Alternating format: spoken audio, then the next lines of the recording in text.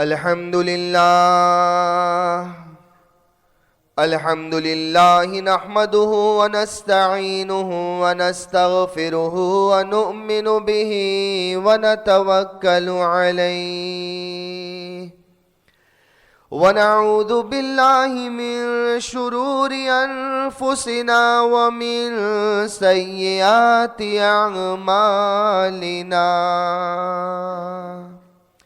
من يهده الله فلا مضل له ومن يضلله فلا هادي له ونشهد أن لا إله إلا الله وحده لا شريك له ونشهد أن سيدنا ومولانا محمدا عبده ورسوله أما بعد فقد قال الله تبارك وتعالى في الكلام المجيد أعوذ بالله من الشيطان الرجيم بسم الله الرحمن الرحيم وما خلقت الجن والإنس إلا ليعبدون وقال رسول الله صلى الله عليه وسلم إنما الأعمال بالنيات وإنما لكل امرئ ما نوى صدق الله مولانا العظيم وصدق رسوله النبي الكريم ونحن على ذلك من الشاهدين والشاكرين والحمد لله رب العالمین۔ ایک مرتبہ درود شریف پڑھ لیجئے۔ اللهم صل على محمد النبي الأمي وعلى آله وصحبه وسلم تسلیما۔ بزرگان محترم، امت کے نوجوانوں، پیارے بچوں اور گھروں میں ریسیور کے ذریعے سننے والی میری پیاری مائیں، محترمہ بہنیں اور امت کی پیاری بچیاں، اس وقت آپ لوگ یہاں پر جمع ہوئے ہیں۔ جمع ہونے کا، یہاں پر بیٹھنے کا کوئی مقصد ہے۔ میں اس وقت مائکروفون کے سامنے آپ لوگوں کے سامنے بیٹھ کر کچھ بول رہا ہوں، میرا بھی اپنا ایک مقصد ہے۔ آپ کا مقصد یہ ہے کہ آپ اللہ کے گھر میں آئے ہو، دین کی باتیں سنو گے، اللہ تبارک و تعالی عمل کرنے کی توفیق دے گا۔ کوئی بات دل پر لگ گئی، ہمارا آخرت میں کام بن جائے گا۔ میرا مقصد یہاں پر یہ ہے کہ میں دین کی کچھ باتیں آپ کے سامنے بیان کروں گا، اللہ سب سے پہلے مجھے عمل کرنے کی توفیق دے گا۔ آپ لوگ یہ بات سنیں گے، آپ میں سے کسی نے عمل کر لیا، عملی زندگی مل گئی، ہمارا کام بن جائے گا۔ ایک آدمی کی نیوز ایجنٹ کی شاپ ہے، صبح میں ارلی مارننگ 5 o'clock 4 o'clock سے وہ تیاری کرتا ہے اور اپنی دکان کو شروع کرتا ہے۔ یہ ساری محنتیں اس لیے کر رہا ہے کہ شام کو اسے جو روزی ملے گی، یہ اس کی انکم ہے، اس کا کام چلے گا، اس کی زندگی چلے گی، تو اس کا بھی اپنا ایک مقصد ہے۔ ایک آدمی صبح سویرے اٹھ کر یہاں سے موٹر وے پر سفر کر کے مانچسٹر تک جاتا ہے، دن بھر وہاں پر کام کرتا ہے، شام کو تھکا ماندہ لوٹتا ہے۔ مقصد اس کا یہ ہے کہ یہی اس کا سورس آف انکم ہے، اسی کے ذریعے وہ روزی کماتا ہے۔ تو آدمی جب بھی کوئی کام کرتا ہے، اس کا اپنا ایک مقصد ہوا کرتا ہے۔ سوال یہ ہے، اللہ تبارک و تعالیٰ نے ہم لوگوں کو کیوں پیدا کیا؟ اللہ کا کیا مقصد ہے؟ کس پرپس کی وجہ سے ہم دنیا میں آئے ہوئے ہیں؟ یہ اللہ 60 سال کی 70 سال کی زندگی دیتا ہے، اتنی لمبی زندگی یہاں پر گزارتے ہیں تو مقصد کیا ہے؟ یہ مقصد تو نہیں ہو سکتا ہے کہ 60-70 سال تک محنت کرو، روزی کماؤ، خود کھاؤ، اولاد کو کھلاؤ اور ایک دن آنکھیں بند ہو جائے۔ یہ مقصد تو نہیں ہو سکتا ہے کہ بھائی دنیا میں اس لیے آئے ہیں کہ اتنے کچھ ایسے اچھے کام کرے، ہمیں عزت ملے، بڑی کرسی ملے، ہمارا نام ہو، شہرت ہو، اور ایک دن مٹی میں جا کر ہم ختم ہو جائے۔ مقصد کیا ہے؟ امام غزالی رحمت اللہ علیہ لکھتے ہیں کہ اگر انسان کو یہ کہا جاتا کہ تو سوچ تیری زندگی کا مقصد کیا ہے تو وہ سوچ بھی نہیں پاتا، اس لیے کہ انسان چاہے کتنا ہی ٹیلنٹڈ ہو، کتنا ہی نالجیبل ہو، لیکن اس کا نالج، اس کی ٹیلنٹ لمیٹڈ ہے، وہ زیادہ نہیں سوچ سکتا ہے، اس کے اندر اتنی حیثیت نہیں ہے کہ وہ اپنی زندگی کے مقصد کے بارے میں کوئی چیز فائنلائز کر سکے۔ یہ اللہ نے انسان کو اتنی طاقت اور عقل نہیں دی ہے۔ امام غزالی رحمت اللہ علیہ لکھتے ہیں ابھی افطار کا وقت ہوگا، تو ایک لقمہ لے کر تیرے منہ میں ڈالے گا، منہ میں گیا، تجھے ٹیسٹ آیا، تیرے گلے سے اترا، اب آگے کیا ہوتا ہے تجھے کچھ بھی نہیں پتا ہے۔ وہ لقمہ ایک بار گلے میں اندر چلا گیا، اب ہمیں اندر نہیں پتا ہے۔ یس، ہم نے سائنٹیفک چیزیں پڑھی ہوئی ہے کہ بھائی وہ پیٹ میں جائے گا اور پیٹ میں جا کر وہ غذا ہماری خون بن جائے گی، خون بن کر نروز میں جائے گی، پھر ہارٹ میں وہ بلڈ جائے گا، ہارٹ اسے پمپ کرے گا اور اس کو ہلکا پتلا بنائے گا، پوری باڈی میں بلڈ کا سرکولیشن ہوگا۔ یس، یہ ہم نے سب کچھ تھیوریز وغیرہ پڑھی ہے، لیکن ابھی میں نے جو کھجور کھائی، جو کھانا کھایا، میرے پیٹ میں گیا، مجھے نہیں پتا ہے اندر اب کیا فنکشن ہو رہا ہے، ہمیں دکھائی بھی نہیں دے رہا ہے، ہمیں پتا بھی نہیں چلتا ہے اندر وہ لقمہ کیا کرنے والا ہے، کیا ڈائجسٹ ہوگا، کیا نہیں ہوگا، کیا خون بنے گا، کیا باہر آئے گا، ہمیں کچھ بھی نہیں معلوم ہے۔ امام غزالی رحمت اللہ علیہ لکھتے ہیں ارے تیرے پیٹ میں جانے والا لقمہ تیری باڈی میں ہے، تیری باڈی فنکشن کر رہی ہے، تجھے کچھ بھی پتا نہیں چلتا ہے، تو زندگی کے مقصد کو کیا سمجھے گا؟ ہمارے پاس اندر روح ہے، اس روح کی بنیاد پر ہم جی رہے ہیں، چل رہے ہیں، پھر رہے ہیں، ایک دن یہ روح نکل جائے گی۔ ہے کوئی دنیا میں مائیکا لال جو یہ بتلائے کہ میری روح کب نکلے گی؟ نہیں معلوم ہمیں، اتنا پتا ہے کہ روح ہے تو یہ سب کچھ ہے، لیکن یہ روح کب چلی جائے گی، کب میری نکل جائے گی، ہمیں روح کے نکلنے کا علم نہیں ہے۔ ہمیں یہ نہیں پتا ہے کب میری آنکھیں بند ہو جائے گی۔ تو جب ہمیں اپنی خود کی روح کے بارے میں نہیں پتا ہے کہ وہ کب میرے اندر سے نکل جائے گی، تو میری زندگی کا جو مقصد ہے، جو پرپس آف لائف ہے، اسے میں کیسے فائنلائز کر سکتا ہوں؟ اس لیے اللہ تبارک و تعالیٰ نے فرمایا میرے بندے یہ تیرے بس کی بات نہیں ہے، میں تجھے بتلاتا ہوں کہ اللہ نے تجھے زندگی کیوں دی ہے، کیوں تو دنیا میں آیا ہے، تیرے لائف کا پرپس اور مقصد کیا ہے۔ اللہ قرآن میں فرماتے ہیں وَمَا خَلَقْتُ الْجِنَّ وَالْإِنسَ إِلَّا لِيَعْبُدُونَ، میں نے انسانوں کو پیدا کیا، میں نے جنات کو پیدا کیا، مقصد اور پرپس یہ ہے کہ وہ میری عبادت کرے۔ تو زندگی میں ہم آئے ہیں، دنیا میں ہم آئے ہیں، ہماری زندگی کا ریئل مقصد اور پرپس ہے اللہ کی عبادت کرنا، اللہ کو ماننا، اللہ کے حکموں پر چلنا۔ اسی مقصد کے لیے اللہ نے ہمیں بھی اور جنات کو بھی دنیا میں بھیجا ہے۔ اب عبادت کسے کہتے ہیں؟ ہمارے ذہن میں کیا ہے؟ 5 وقت کی نماز پڑھ لی، رمضان میں روزہ رکھ لیا، سال پورا ہونے پر زکوٰۃ دے دیا، اللہ نے توفیق دی تو زندگی میں جا کر ایک مرتبہ حج بیت اللہ کر لیا، کچھ عمرے کر لیے، ہم سمجھتے ہم نے عبادت ادا کر لی۔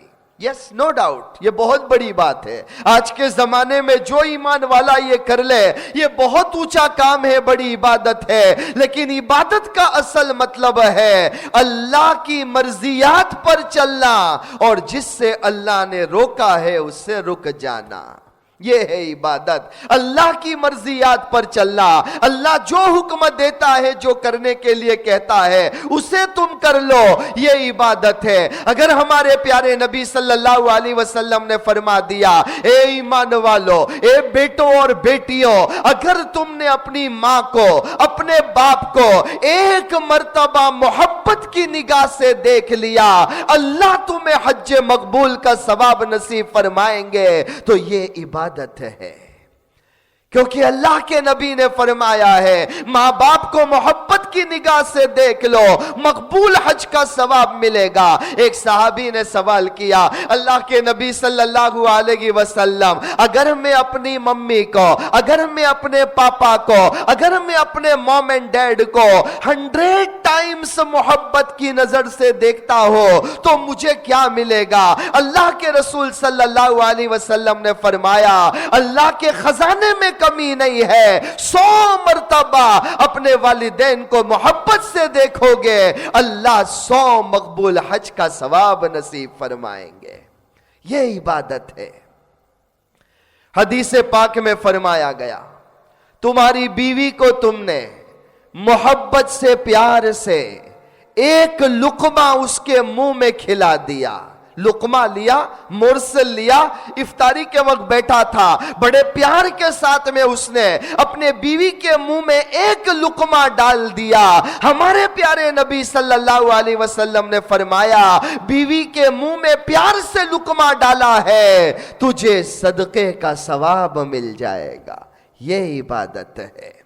تو عبادت کا مفہوم بہت وسیع ہے، معاملات میں، معاشرت میں، ہر چیز کے اندر اللہ کی مرضی کو اختیار کر لو، اللہ کے منع کی ہوئی چیز سے بچ جاؤ، اس کو عبادت کہا جاتا ہے۔ امر بالمعروف کر لینا، نہی عن المنکر کر لینا، یہ سب عبادت کے زمرے میں ہے۔ تو عبادت اسے کہا جاتا ہے، کرو تو اللہ کے لیے کرو، یہ تمہارے لیے عبادت بن جاتی ہے۔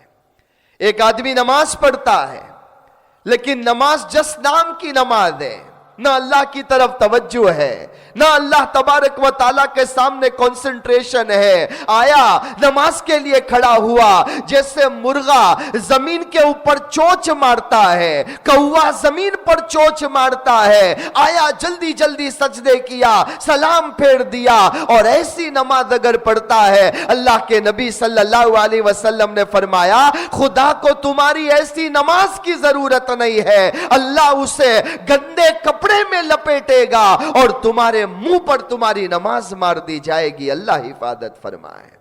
غرضے کے مقصد یہ ہے، کرو جو کچھ کرو اللہ کے لیے کرو، اسی کو عبادت کہا جاتا ہے۔ لہذا جوانی بھی گزرے اللہ کے حکم کے مطابق گزرے، بڑھاپا بھی گزرے اللہ کے حکم کے مطابق گزرے، زندگی ہو اللہ کے حکم کے مطابق ہو، تندرستی کا زمانہ اللہ کے حکم کے مطابق ہو، بیماری کا وقت آئے اللہ کے حکم کے مطابق ہو، زندگی اللہ کے حکم کے مطابق گزارو گے، انشاءاللہ اللہ موت بھی اللہ کی مرضی کے مطابق نصیب کریں گے۔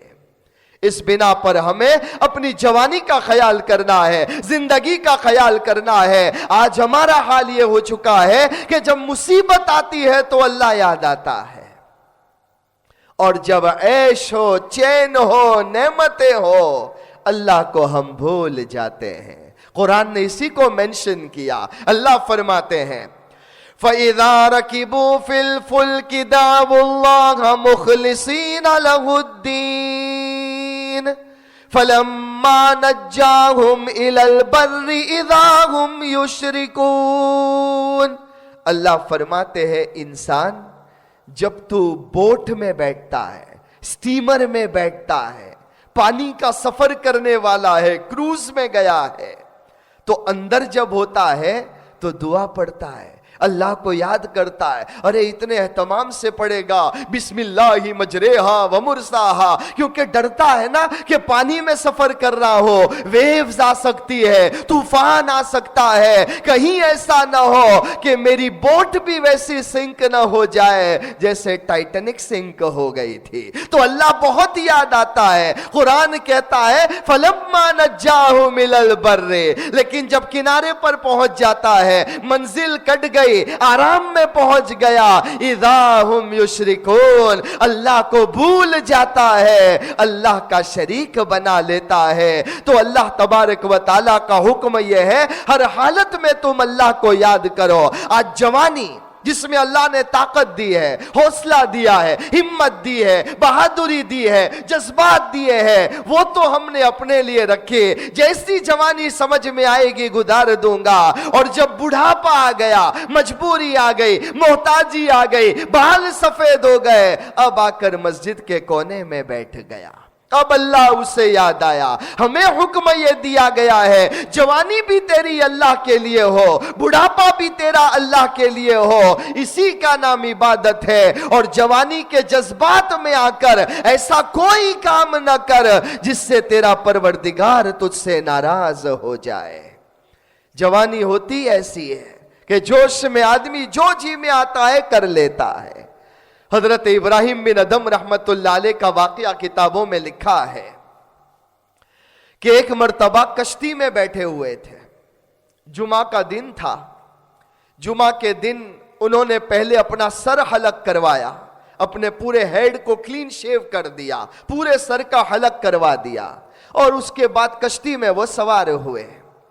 اب اسی کشتی میں کچھ نوجوان آ کر بیٹھے. نوجوانوں کا ایک گروپ تھا, وہ بھی آ کر بیٹھے. اب سارے نوجوان آپس میں باتیں کر رہے ہیں, گپے لگا رہے ہیں, مذاق کر رہے ہیں. اچانک ان کی نظر پڑی حضرت ابراہیم بن ادم رحمت اللہ علیہ پر. اللہ کے ولی ہے, بوڑھے آدمی ہے, سر بالکل صاف ہے, سر پر بال نہیں ہے.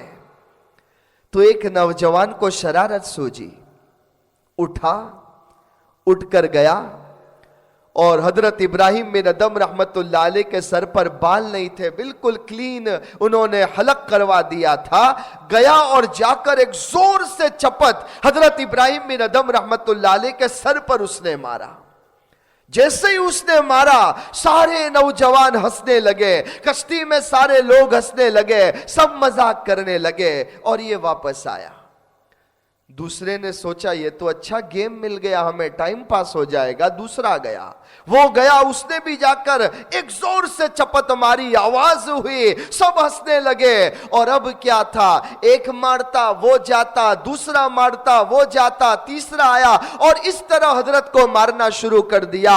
بڑے اللہ کے ولی ہے حضرت ابراہیم بن ادم رحمت اللہ علیہ. جب ان کو مسلسل یہ مارا جا رہا تھا اور لوگ ہنس رہے تھے, مذاق کر رہے تھے, ادھر اللہ تبارک و تعالیٰ کی طرف سے حضرت کے دل میں الہام ہوا. جو اللہ کے ولی ہوتے ہیں اللہ ان کے دل میں القاء کرتا ہے, الہام کرتا ہے. ان کے دل میں الہام ہوا کہ اے میرے بندے ابراہیم, تمہارے اوپر یہ ظلم کر رہے ہیں, تمہاری مذاق اڑا رہے ہیں, تم صبر کیے جا رہے ہو, تم نے صبر کے امتحان کو پاس کر لیا, ہمیں تمہارا صبر پسند آ گیا, لیکن ایک اشارہ کر دو, ہمارا وعدہ ہے ہم ان کی پوری کشتی کو الٹ کر رکھ دیں گے, ہم ان سارے نوجوانوں کو تباہ کر دیں گے, پوری کشتی کو الٹ کر رکھ دیں گے.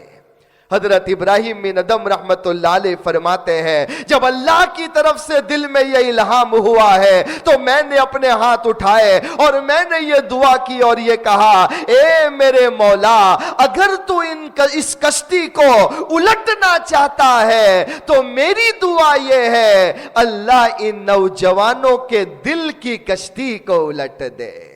اللہ انہیں تو ہدایت دے دے, اللہ تو انہیں سمجھ دے دے. اللہ جب تو کشتی کو الٹنے پر قادر ہے تو ان کے دل کی کشتی کو تو بھی الٹ سکتا ہے, ان کی دل کو بھی تو بنا سکتا ہے. یہ ابراہیم بن ادم رحمت اللہ علیہ نے دعا کی ہے, ادھر دعا کے لیے ہاتھ رکھے ہیں, منزل آ گئی, لیکن وہ ایک اللہ کے ولی کی دعا تھی.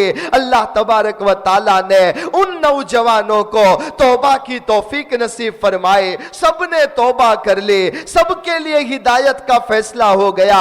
کتابوں میں لکھا ہوا ہے یہ جتنے نوجوان کشتی میں تھے ہر ایک کو اپنے اپنے وقت پر موت آئی ہے, لیکن جب بھی انہیں موت آئی ہے اس موت سے پہلے اللہ تعالیٰ نے انہیں اپنا ولی بنا دیا تھا. یہ اللہ والوں کی دعائیں ہوا کرتی ہے. کتابوں میں حضرت ابراہیم بن ادم رحمت اللہ علیہ کا نام لکھا ہوا ہے, اور ایسا ہی ایک واقعہ ایک اور کتاب میں نے پڑھا, وہاں پر علامہ علی حجویری رحمت اللہ علیہ کا نام لکھا ہوا ہے. بہرحال میرے کہنے کا مقصد یہ کہ جوانی ایسی ہوتی ہے, آدمی جذبات میں کچھ بھی کر دیتا ہے, اس لیے فرمایا گیا اپنی جوانی کی حفاظت کرو. حدیث پاک میں فرمایا گیا سبعۃ یظلھم اللہ فی ظل یوم لا ظل الا ظلہ, اور اس میں فرمایا شاب نشا فی عبادت اللہ تعالی, کہ اللہ تبارک و تعالی کل قیامت کا میدان قائم ہوگا, سورج نیچے ہوگا, لوگ پسینے میں شرابور ہوں گے, اور ایسا عجیب و غریب نفسی نفسی کا عالم ہوگا, کوئی سایہ نہیں ہوگا.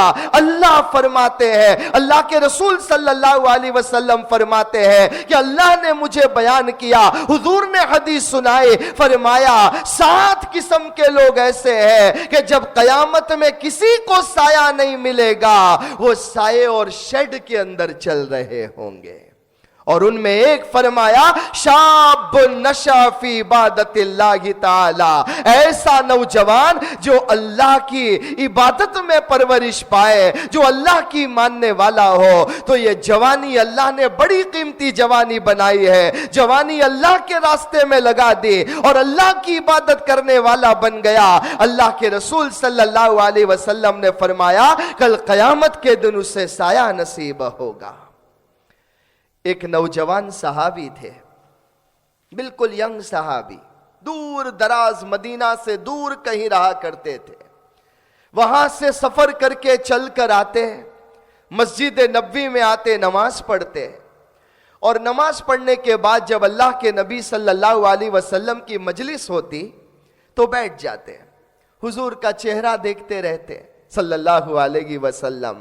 اللہ کے نبی صلی اللہ علیہ وسلم کی باتیں سنتے, مجلس ختم ہو جاتی, اٹھ کر واپس چلے جاتے. یہ نوجوان صحابی ایسا روزانہ ان کا یہ معمول ہے, آئے بیٹھے, حضور صلی اللہ علیہ وسلم کا چہرے مبارک دیکھا, باتیں سنی, کسی سے کوئی سوال نہیں, نہ اللہ کے نبی صلی اللہ علیہ وسلم سے کوئی سوال, اور پھر واپس چلے جاتے. ایک دن اپنے معمول کے مطابق وہ آئے, مجلس جیسے ہی ختم ہوئی ہمارے پیارے نبی صلی اللہ علیہ وسلم نے ان کو بلایا اور فرمایا کتنے صحابہ میری مجلس میں آتے ہیں, کوئی کچھ سوال کرتا ہے, کوئی بات پوچھتا ہے, کوئی کچھ مسئلہ پوچھتا ہے, تمہیں میں دیکھتا ہوں مسلسل کئی روز سے آتے ہو, بیٹھتے ہو, باتیں سنتے ہو, چلے جاتے ہو, کبھی کوئی سوال نہیں کرتے.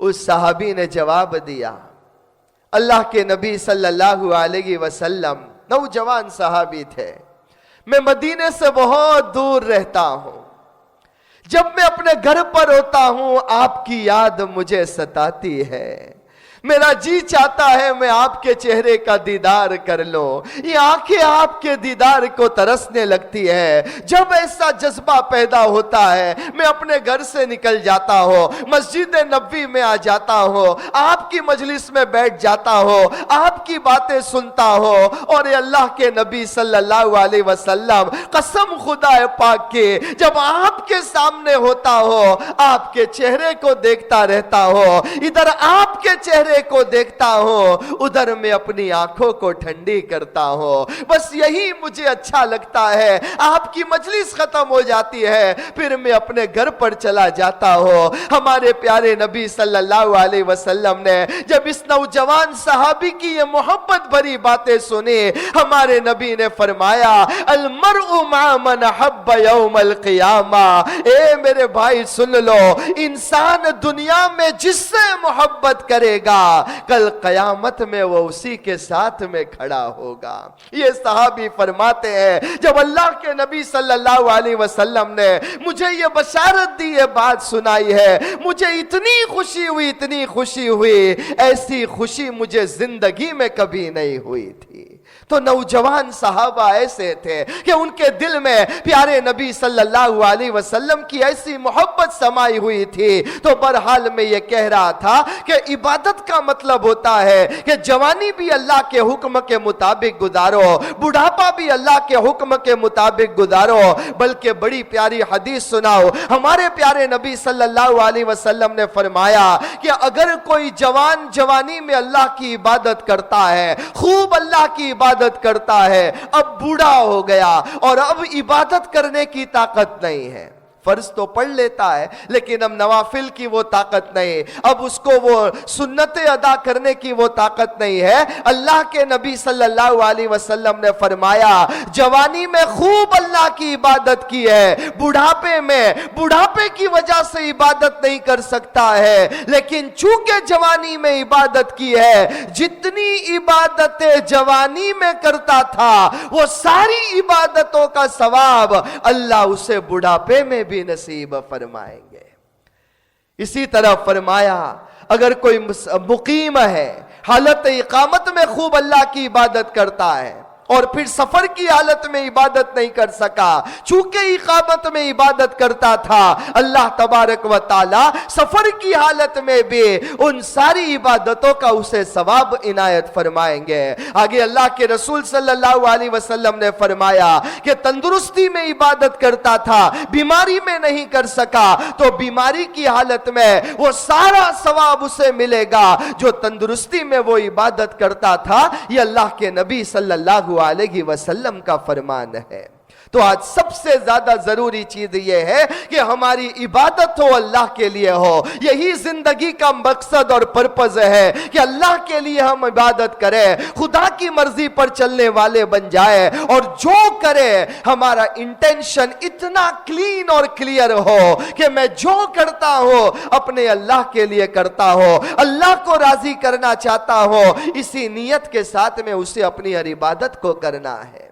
ہمارے حضرت مولانا مسیح اللہ صاحب رحمت اللہ علیہ فرمایا کرتے تھے کہ دیکھو اگر کسی نے تم سے مشورہ مانگا، کوئی تم سے مشورہ مانگنے آیا، تو مشورہ دینے سے پہلے فوراً یہ نیت کرو اللہ یہ مجھ سے مشورہ مانگ رہا ہے، میرے دل میں وہ بات ڈال دے، زبان پر وہ بات ڈال دے جو تیری مرضی کے مطابق ہو، تاکہ میں مشورہ دوں تو وہ مشورہ دو جو تیری رضا کے مطابق ہو، تاکہ اس کا بھی کام ہو جائے اور اخلاص کی وجہ سے میرا بھی کام بن جائے۔ تو ہر چیز میں ضروری ہے کہ ہمارے اندر اخلاص ہو۔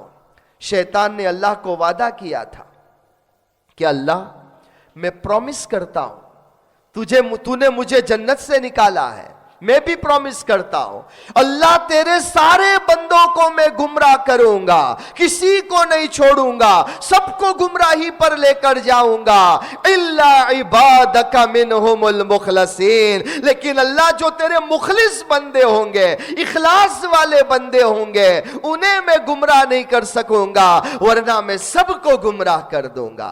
تو معلوم ہوا کہ شیطان کا کنٹرول بھی اسی وقت ہمارے اوپر چلے گا جب ہمارا اخلاص چلا جائے گا، ہماری انٹینشنز کلیئر نہیں ہوں گے، ہماری توجہ اللہ کی طرف نہیں ہوگی، تو یہ شیطان ہمیں اٹیک کرے گا، گمراہ کرے گا، ورنہ اللہ نے اس کو بھی قدرت نہیں دی ہے۔ امام غزالی رحمت اللہ علیہ نے لکھا ہے کہ شیطان پوری زندگی تو اٹیک کرتا ہے اور گمراہ کرنے کی کوشش کرتا ہے، لیکن سب سے زیادہ زور اس وقت لگاتا ہے جب ہماری روح نکلنے والی ہوتی ہے۔ روح کے نکلنے کا وقت بڑا خطرناک وقت ہوتا ہے، سکرات کا عالم ہے، روح نکل رہی ہے، اتنی تکلیف ہو رہی ہے کہ پورے بدن سے روح کو کھینچا جا رہا ہے، آدمی اتنا پریشان ہوتا ہے۔ ایسے وقت میں شیطان اس کے پاس آتا ہے اور کہتا ہے کہ دیکھ تو پریشان ہے، ابھی تیری پریشانی دور کر دوں گا، تجھے پیاس لگی ہے، تجھے ابھی میں ٹھنڈا ٹھنڈا پانی لا کر دوں گا، تیرے گلے میں خراش معلوم ہو رہی ہے، میں تجھے ابھی ہیلپ کر دوں گا، ایک بار تو کہہ دے کہ تو میرا مالک ہے اور میں تیرا بندہ ہو۔ शैतान उस वक्त ट्राई करता है, क्योंकि वो जानता है इसकी आंखें बंद हो जाएगी फिर मैं गुमराह नहीं कर सकूंगा, ये आखिरी मौका है, उस वक्त वो कोशिश में लगा रहता है। तो शैतान बड़ी कोशिश करता है इंसान को वो गुमराह कर दे, और आखिरत के वक्त में, ऐसे वक्त में जब इंसान का आखिरी वक्त है, पूरे दाव पेच वो लगा देता है। इसीलिए हमारे प्यारे नबी सल्लल्लाहु अलैहि वसल्लम ने फरमाया, अगर एक आदमी की मौत का वक्त आ गया, उसकी रूह निकल रही है, तो फरमाया लक़िनु मौताकुम ला इलाहा इल्लल्लाह, कि मुर्दे को तलकीन करो। ये नहीं कहा उसको बोलो ए चल ला इलाहा इल्लल्लाह पढ़, ला इलाहा इल्लल्लाह पढ़, नहीं कहेंगे नहीं उसे, क्योंकि वो तो तकलीफ में, वो ऐसी तकलीफ में है, रूह उसकी निकल रही है, वो परेशानी के आलम में है, शैतान अटैक कर रहा है। अगर तुम ये कहोगे चल पढ़ ला इलाहा इल्लल्लाह पढ़, जल्दी कलमा पढ़, अल्लाह ना करे वो मना कर देगा तो वो कुफ्र की हालत में चला जाएगा। इसलिए हदीस में क्या फरमाया, बोलना मत, कहना मत ए पढ़ पढ़ पढ़, लक़िनु मौताकुम ला इलाहा इल्लल्लाह, तलकीन करो। और तलकीन का मतलब बयान किया गया, तुम खुद पढ़ो, सब मिलकर पढ़ो, ला इलाहा इल्लल्लाह ला इलाहा इल्लल्लाह। जब ला इलाहा इल्लल्लाह की आवाज उसके कानों में पड़ेगी, उसकी जबान से निकल जाएगा और अल्लाह उसे कलमे वाली मौत नसीब फरमा देंगे। दुआ करो अल्लाह हमें ऐसी मौत नसीब फरमाए। वरना मैं अक्सर दुआ में कहा करता हूं कि अल्लाह तबारक व ताला जैसी चाहे मौत दे सकता है। सुना गया है लोगों के बारे में, मौत के वक्त में जबान पर गंदी गंदी गालियां आ रही है, मौत के वक्त में लोगों को गालियां दे रहा है, गिबत कर रहा है, बुराई कर रहा है। यह मामला बड़ा नाजुक वक्त होता है, इसलिए फरमाया कि तुम कलमा पढ़ो, तुम्हें सुनकर हो सकता है वो भी कलमा पढ़ ले। और ये भी कि एक बार कलमा पढ़ लिया दैट्स इनफ, ये नहीं कि नहीं बार बार पढ़ने दो, बार बार उसको पढ़ाओ और उसकी कोशिश में लगे रहो। एक बार भी उसकी जबान से कलमा निकल गया, समझो अल्लाह ने उसे कलमे वाली मौत नसीब फरमाए। अल्लाह हम सबको कलमे वाली मौत नसीब फरमाए। तो बहरहाल में यह कह रहा था कि इखलास वाला जब अमल होता है तो शैतान खुद कहता है इल्ला इबादका मिनहुमुल मुखलसीन, कि अल्लाह सबको गुमराह कर दूंगा, लेकिन इखलास वाले बंदे को गुमराह करना ये मेरे बस में बात नहीं है। और हदीस पाक में नबी अकरम सल्लल्लाहु अलैहि वसल्लम ने फरमाया, अगर तुम उहद के पहाड़ के बराबर नेकियां करोगे, इखलास नहीं होगा, उस सारी नेकी को बर्बाद कर दिया जाएगा, उसकी कोई हैसियत नहीं होगी। और दूसरी तरफ अल्लाह के रसूल सल्लल्लाहु अलैहि वसल्लम ने फरमाया, खजूर का एक दाना अल्लाह के रास्ते में दोगे, इखलास के साथ में दोगे, अल्लाह उसे बढ़ाएगा बढ़ाएगा बढ़ाएगा, यहां तक कि उहद पहाड़ के बराबर उसके नाम अमाल में नेकियों को अल्लाह ताला लिख देंगे। तो बहुत जरूरी चीज है कि हमारी जिंदगी का मकसद इबादत है, और इबादत कहा जाता है अल्लाह की मर्जी के मुताबिक जिंदगी गुजारे, नियत हमारी खालिस हो। बुखारी शरीफ की सबसे पहली रिवायत अल्लाह के रसूल सल्लल्लाहु अलैहि वसल्लम का फरमान है, इन्नमल अमालु बिन्नियात, अमल का दारो मदार नियतों पर है। वइन्नमा लिकुल्लि इम्रिइन मा नवा, जैसी नियत करोगे वैसे अल्लाह तबारक व ताला मामला फरमाएंगे। मैं जरा इस हदीस का बैकग्राउंड बतलाऊं, शान वुरूद इसका बतलाऊं। हुआ ये, एक सहाबी थे,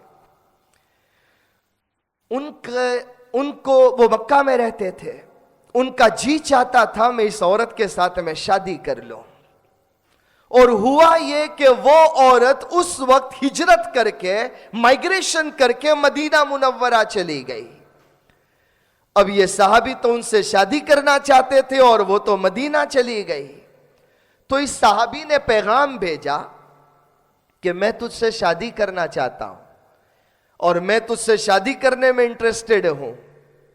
तो उस औरत ने यह कहा, ठीक है मैं तुझसे शादी करने तैयार हूं, लेकिन मेरी कंडीशन यह है तुझे भी माइग्रेट करना पड़ेगा, मक्का छोड़ना पड़ेगा, मदीना आना पड़ेगा। अगर तू मदीने आ जाएगा तो मैं तुझसे शादी कर लूंगी।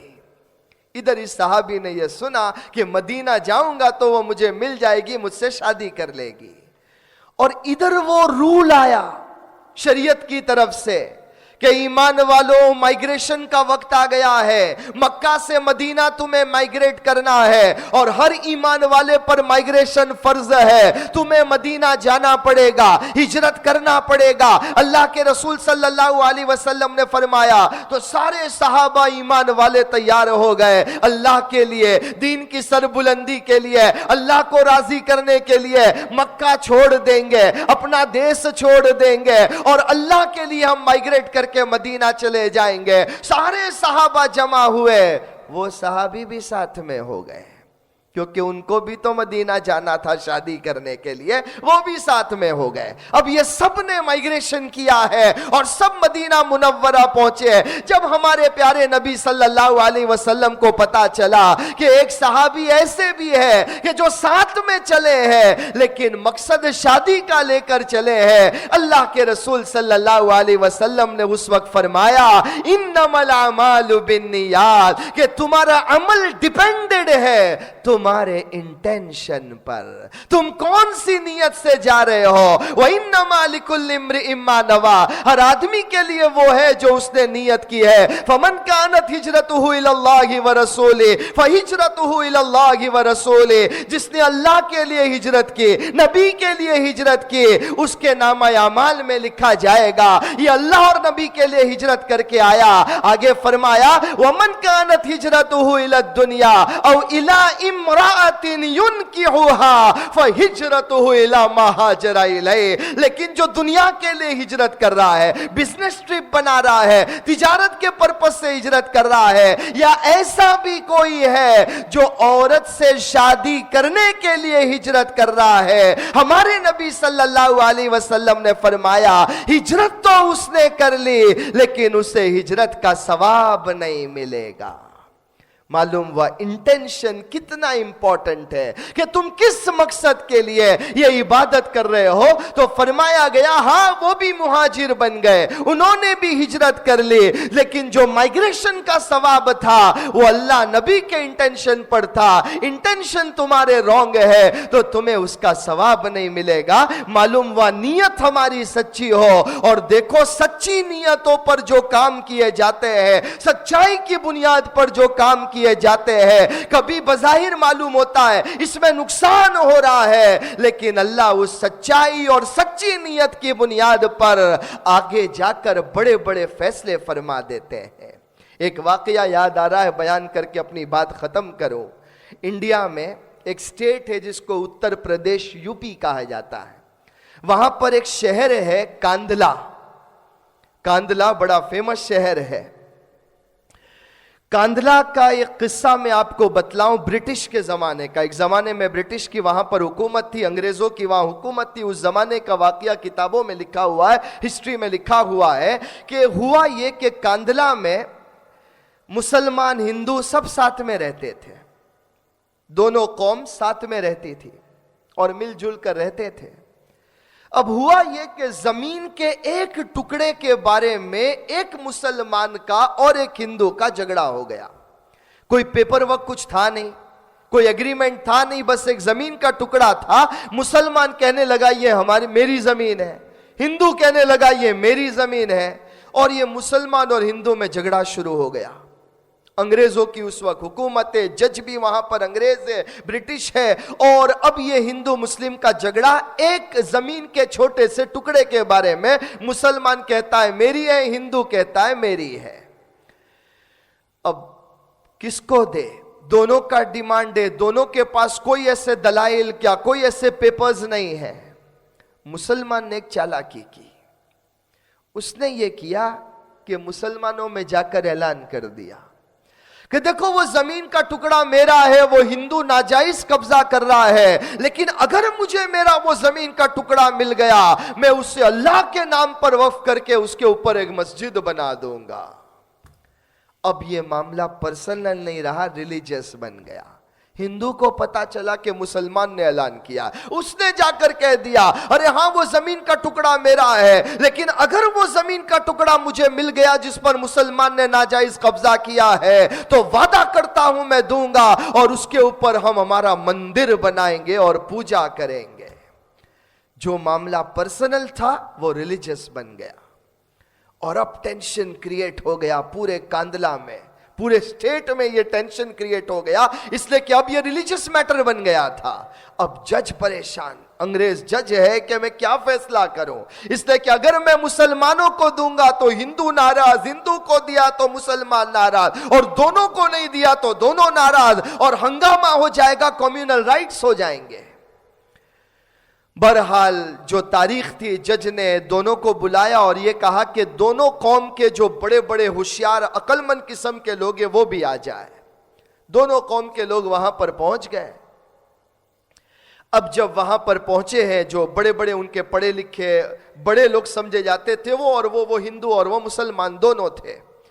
جج نے کہا کہ دیکھو یہ بڑا کمپلیکیٹڈ ایشو ہے، اور اب یہ ریلیجس میٹر بن گیا ہے، اب ہمیں کچھ نہ کچھ فیصلہ کرنا پڑے گا، اس لیے کام کرو، تم سارے ہندو مل کر ایک ایسا آدمی ڈھونڈو، سارے مسلمان مل کر ایک ایسا آدمی ڈھونڈو کہ جو درمیان میں فیصل بن جائے گا، جج بن جائے گا، اس کے فیصلے پر تم دونوں راضی ہو جاؤ، ایسا ایک آدمی ڈھونڈ کر لاؤ، ورنہ یہ معاملہ سولو نہیں ہو سکتا ہے۔ تو مسلمانوں نے کہا ہاں کسی بھی مسلمان کو لے کر آؤ، ہم تیار ہیں، ہم اس کی بات کو ماننے کے لیے تیار ہیں۔ ہندوؤں کو پوچھا گیا تو ہندوؤں میں کچھ پڑھے لکھے لوگ تھے، اس میں سے کچھ لوگوں نے یہ کہا کہ ٹھیک ہے کوئی بھی ایک مسلمان کو لے کر آؤ، جو وہ فیصلہ کرے گا ہم راضی ہے، لیکن مسلمان کون آئے گا ہم سلیکٹ کریں گے۔ تو مسلمانوں نے سوچا کہ کوئی بات نہیں، اپنے ہی والا آنے والا ہے، اپنا والا تو مسجد ہی بنوائے گا، اس لیے اپنا تو کام ہو گیا۔ مسلمانوں نے کہا ایگریڈ، ہم تیار ہیں، اور ہم تیار ہیں اگر مسلمان بیچ میں آ کر فیصلہ کرتا ہے، جو فیصلہ مسلمان کرے گا ہم راضی ہے۔ ہندوؤں نے یہ کہا ٹھیک ہے ہم ایک مسلمان سلیکٹ کرتے ہیں، اور وہ مسلمان جو فیصلہ کرے گا ہمیں بھی منظور ہے۔ کہا کس کو سلیکٹ کرنا ہے؟ تو انہوں نے کہا کہ ہمارے کاندلا میں ایک بہت بڑے اللہ کے ولی ہے، حضرت شاہ عبدالعزیز رحمت اللہ علیہ کے سٹوڈنٹ ہے، نام ہے ان کا مفتی الہی بخش، ہم ان کو اپنا فیصل بنا لیتے ہیں۔ اور مفتی الہی بخش ایک ایسے اللہ کے ولی تھے حضرت شاہ عبدالعزیز رحمت اللہ علیہ سے، جنہوں نے تعلیم حاصل کی تھی، سب ان کو مانتے تھے، مسلمان بھی رسپیکٹ کرتے تھے اور ہندو بھی ان کو بابا بابا کہتے تھے، بہت رسپیکٹ کرتے تھے۔ کہا ان کا فیصلہ آخری فیصلہ۔ خیر میٹنگ ختم ہوئی، نیکسٹ ڈیٹ دے دی گئی، سب باہر نکلے، مسلمان تو بہت خوش کہ اب تو مسلمانوں کی مسجد بن گئی، مسلمان تو مسجد ہی بنائے گا۔ ایک کہنے لگا یہ نام رکھیں گے مسجد کا، دوسرا کہنے لگا برکس میری طرف سے، ایک کہہ رہا ہے سیمنٹ میری طرف سے۔ اس طریقے سے ساری پلاننگ ہو رہی ہے، اور جب یہ لوگ باہر آئے تو ہندو پبلک ناراض ہے۔ کہا کیسے تم نے مسلمان کا نام لے لیا؟ یہ تو جیتی بازی ہم ہار گئے ہیں، مسلمان کے فیور میں بولے گا، اور جب ریلیجن کا مسئلہ ہو تو مسلمان کبھی ہمارا ساتھ نہیں دے گا۔ لیکن وہ جو کچھ انٹیلیجنٹ قسم کے لوگ تھے انہوں نے کہا بابا ایسے نہیں ہے، ہم بابا الہی بخش کو جانتے، وہ جو رائٹ ہوگا وہ بولیں گے، اب ہمیں بھی پتا نہیں ہے، وہ پرانے آدمی ہیں، وہ جو کہیں گے ہمیں منظور ہے۔ بہرحال دونوں طرف ٹینشن تو ابھی بھی ہے، اور وہ ڈیٹ آ گئی، آج فیصلہ ہونے والا تھا۔ ہندوؤں نے کہا جو بابا کہہ دے، مسلمانوں نے کہا جو مفتی صاحب کہہ دے، مفتی الہی بخش کے ہاتھ میں فیصلہ ہے۔ ان کو لایا گیا، سارے وہ لوگ جمع ہوئے ہیں، اور جج نے سامنے بٹھایا، وہ ہندو و مسلمان جن کی زمین ہے وہ بھی ہے، اور مفتی الہی بخش صاحب کو پوچھا کہ آپ بتاؤ یہ زمین کس کی ہے؟ حضرت مفتی الہی بخش رحمت اللہ علیہ نے اس وقت جواب دیا میں بہت پرانا آدمی ہوں، ایک زمانہ میرا کاندلا میں گزرا ہے، اور میں یقین کے ساتھ کہہ سکتا ہوں کہ اس زمین کا مالک یہ میرا ہندو بھائی ہے، اس زمین کا مالک یہ میرا ہندو بھائی ہے، یہ زمین اس کی ہے۔ جب یہ کہا تو جج نے نیکسٹ کوشچن کیا کہ اگر تم یہ کہتے ہو کہ یہ ہندو کی زمین ہے تو کیا اس زمین کے اوپر مندر بن سکتا ہے؟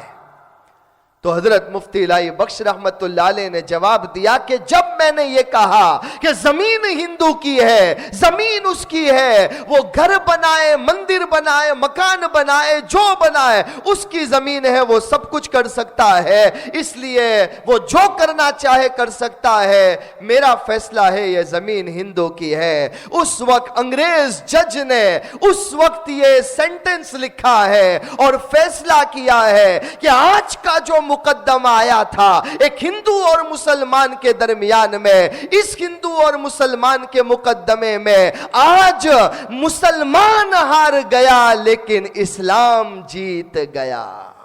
آج مسلمان ہار گیا لیکن اسلام جیت گیا، کہ ایک اسلام والے نے بتلا دیا کہ سچائی سچائی ہوتی ہے اور سچ بولنا ایک ایمان والے کا دھرم ہے۔ تو اس جج نے لکھا کہ مسلمان ضرور ہار گیا لیکن آج یہ کیس ہندو جیت گیا ہے۔ جب جج نے یہ فیصلہ سنایا ہے، وہ جتنے دانشور ہندوؤں کے بیٹھے ہوئے تھے ان لوگوں نے یہ کہا ہمیں ابھی کچھ کہنا ہے۔ جج نے کہا فیصلہ ہو چکا، اب کیا کہنا ہے؟ تو ان لوگوں نے یہ کہا ہم سب مل کر یہ کہنا چاہتے ہیں کہ آج اگر اسلام جیت گیا ہے تو ہم بھی اس مذہب کے غلام بننا چاہتے ہیں جو مذہب آج جیت چکا ہے۔ ہم سب کلمہ پڑھ کر ایمان لانا چاہتے ہیں۔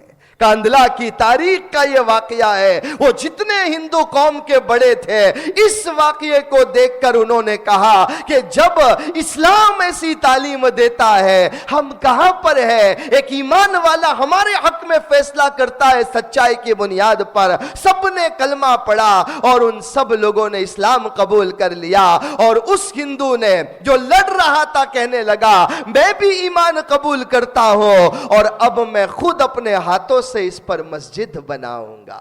کاندھلا میں وہ مسجد بنی ہے، یہ تاریخ گواہ ہے۔ بہرحال میرے کہنے کا مقصد یہ ہے ہمارا مذہب ہمیں یہی تعلیم دیتا ہے کہ زندگی کا مقصد عبادت اللہ کی مرضی پر چلنے کا نام، اور ایسے اللہ کی مرضی پر چلو کہ اللہ نے جو بتایا اس کے مطابق ہم عمل کرے، اخلاص ہو، سچائی ہو، نیت ہماری پیور ہو۔ اللہ تبارک و تعالی سب سے پہلے مجھے اور ہم سب کو عمل کرنے کی توفیق نصیب فرمائے، اپنی زندگی کا مقصد سمجھنے والا بنائے۔ اللہ تبارک و تعالی ہمیں عملی زندگی نصیب فرمائے، آمین یا رب العالمین۔ وآخر دعوانا الحمد للہ رب العالمین۔